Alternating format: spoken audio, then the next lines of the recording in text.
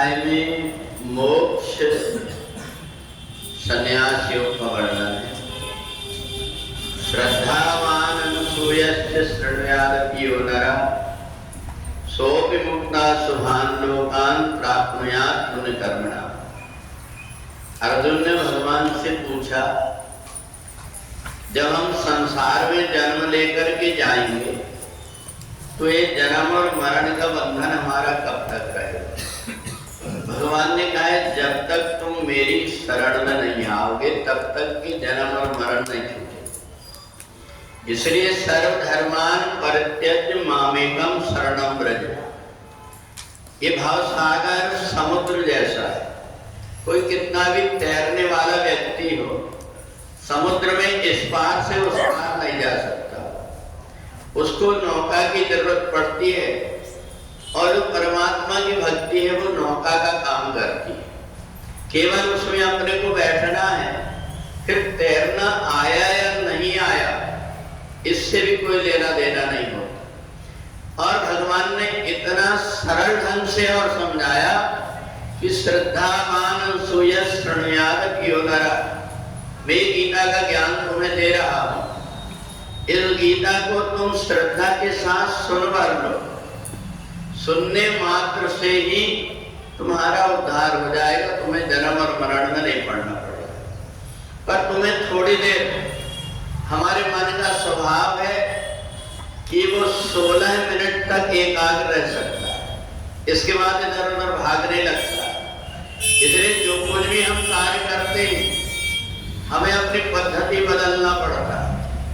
पहले जब हम गीता का पाठ करते थे तो शुरू में गीता में पहले हम बोलते थे, इसके बाद आप लोग बोला करते थे। धीरे धीरे करके वो अभ्यास जब बढ़ा, हम लोग साथ साथ में बोलने लगे। इसके बाद में जब और हमने देखा कि बड़े अध्याय रहते हैं, उसमें व्यक्ति जल्दी से पन्ना पलटा के देखता और कितने बचे हैं, तो जो बड़े अध्याय रहते हैं उनको हम जल्दी जल्दी पढ़ना शुरू करते हैं ताकि आपको कोई परेशानी ना हो।